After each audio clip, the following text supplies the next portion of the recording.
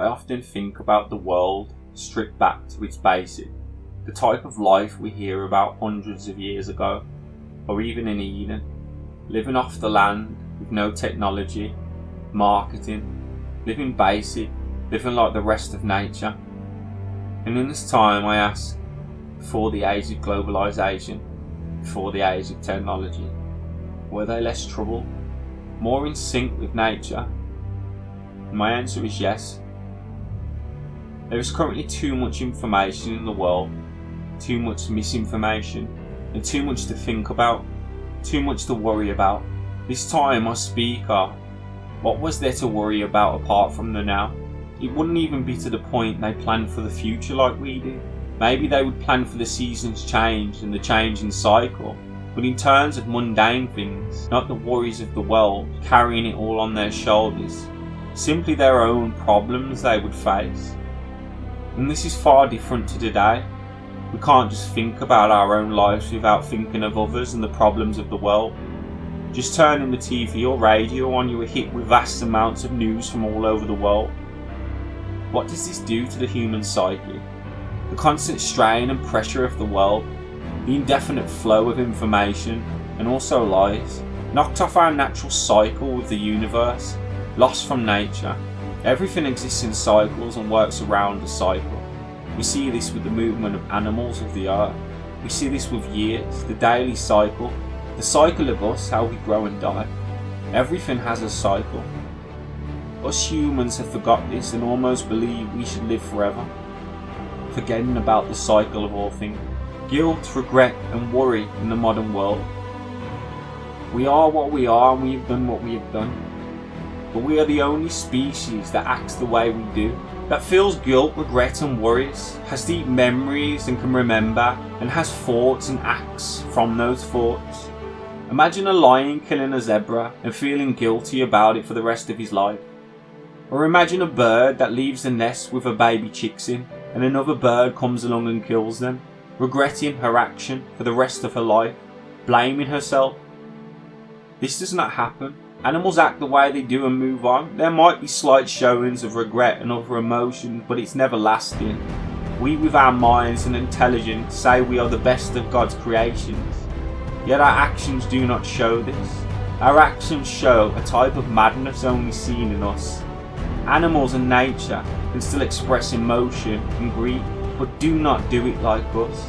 It is our memory which is a blessing but also a curse, providing a bittersweet scenario for us, allowing us to remember and act off memory for both positive and negative reasoning.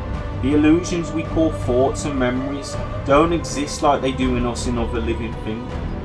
They are like flashes on an iPhone screen only we can see. Acting off this, often from a place of fear, regret or sadness, we whisper sweet words to each other like magicians. The animals must observe us and think we are drunk. Within a word or two, our being can completely change. We can fall in love, or we can kill someone, all based off a single word, emotion or memory, rather than a need to.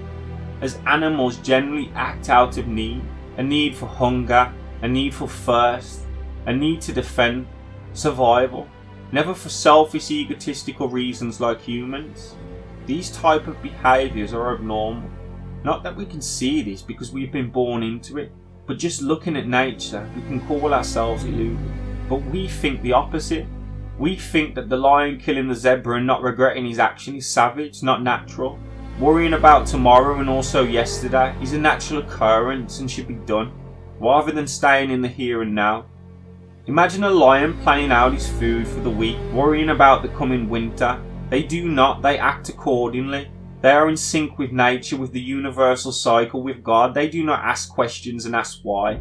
And when we go into non-duality and approach teachers like Papa G or Moji, this is the message they are trying to convey. To take you back to a point of single-mindedness. To change your wandering, worried mind into a stable one, a still one. They attempt to reconnect us with the connection that has been lost. And all of nature are still in sync with. Only by retreating from the material world and also the delusions of the mind can this be done. Not identifying with the mind and its desires, as its desires are conditioned and trained by society to separate you and the mind so you can act independently and not from desire. So you aren't acting out of self-interest but simply being, accepting and being present in the now. And we underestimate animals and nature. We look down upon them. They cannot look down upon us because they have no ego. But these animals, in terms of a connection with God and a universal cycle, are much more connected than we are. We can learn from nature, but first we must stand still, stop, before we can sit and watch, relearn what was forgotten, and forget what we think we know.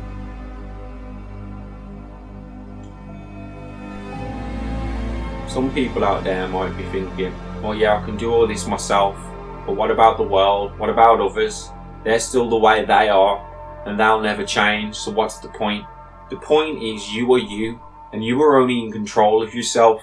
You're not in control of others in the world, and no matter what others are doing and what's happening in the world, you still need to master yourselves. Now, we came into this world alone, and everyone knows that, and there's no one going to hold our hand when we have to leave here. This is your challenge and your task, to control yourself and to master yourself. And once you've done that, everything else will follow suit. And you will not care about the world the way you do anymore, because your mind will not think the way it does currently, and you will see the world differently. But we must not look at others. This is our journey, and only you are in control of your journey.